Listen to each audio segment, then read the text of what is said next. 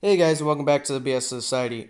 So, while this video is going to be thrown into the Girls Frontline Issues folder, this actually isn't a Girls Frontline issue. This is more of a Girls Frontline praise. However, I want people to be able to find this video, so there you go. In the comment section of my Girls Frontline Reddit video, where I was discussing why Azur Lane makes more money than Girls Frontline, despite both of them kind of having a decent popularity size. This commenter said that if you don't have enough T-Doll slots and you happen to remove a T-Doll who was basically like the last T-Doll of like say for example, if I got rid of all of my Pythons, I could come into the index and I guess there would be a recovery button somewhere where I could essentially re-obtain her at level 1. Okay. Now, from what it looks like, it is actually all dolls. The commenter said only some dolls. I think they actually finally added a protection to these 4 dolls, to the AR team.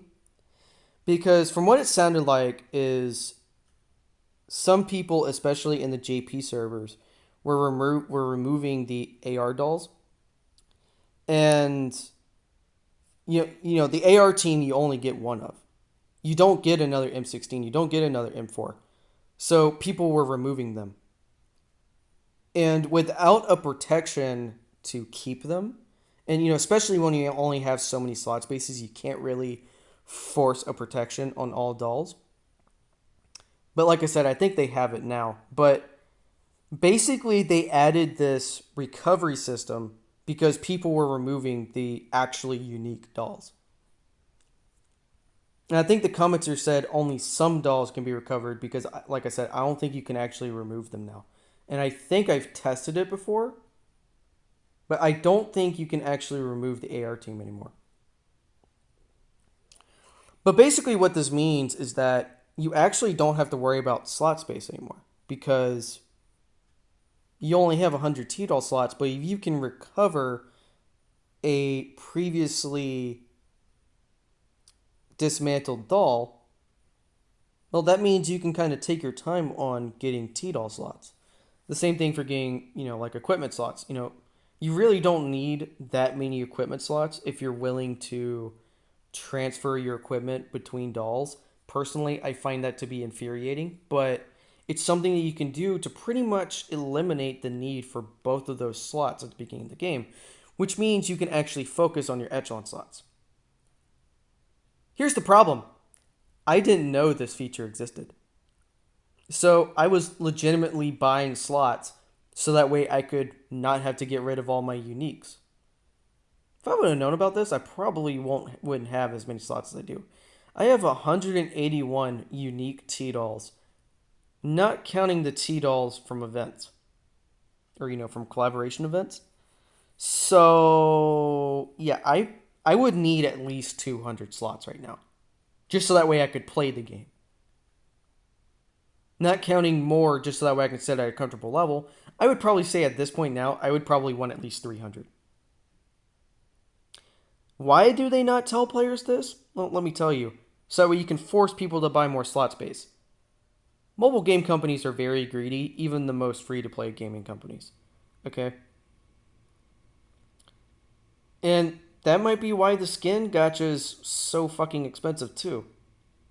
Maybe it's not that they hate money, maybe it's just that they're too greedy and people prefer Azur Lane, because while Azur Lane is also greedy, everything's at an affordable price. But considering the fact that I've never seen a gacha game have this system, I have to praise Mika for it. And I think in the next video, I'm going to discuss the issue that I've kind of already mentioned, that they need to mention this to players because this can be a massive, massive, massive selling point for their game. Because, like I said, if you get rid of a unique ship on Azur Lane, there's no recovering them. At least not that I know of. When you get rid of a unique or of a unit in Epic 7, the only way you get them back is by gotcha pulling for them again. There's only like a couple units that actually have a full on protection on them where you can't get rid of them at all. You know, like one of the collaboration units I recently got, you actually can't use her for promoting other units. You know? But Mika never told me about this. I had to find this out from a Reddit from a Reddit post and a YouTube commentator. And I found out about it from the YouTube commentator, then I had to go look it up.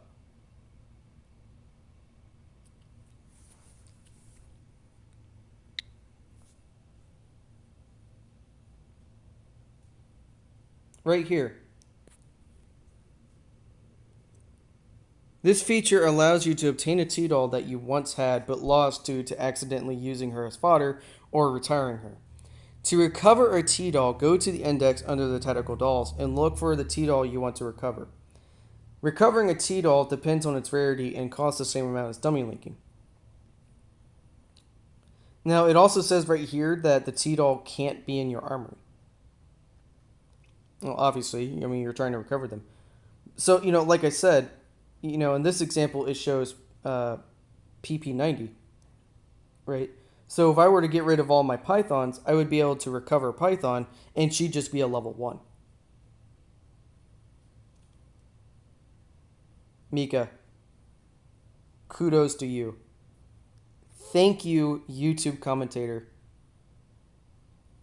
Thank you, YouTube commenter, for telling me about this feature, so that way I could let the people know and I guess kind of correct my mistakes. You know, I mean, I am able to admit when I'm wrong because this feature pretty much negates my videos about slot spaces to an extent, and actually eases the burden, because what it means is that instead of you focusing so much on T-Doll slots, you can actually focus on your echelon slots and your equipment slots first. And that just makes the game so much easier. I mean, obviously, you would have to get rid of your first leveled up units and then get them back again later on, which that can kind of be annoying. But at least you don't have to worry about T-Doll slots. Now, me personally, I'd probably still buy T-Doll slots even if I knew about this stuff, just because dismantling T-Dolls is kind of mean, especially when they're uniques. So, you know, that's just me, but yeah. Anyways, I'm carrying this video on long enough. Talk to you guys later. Peace.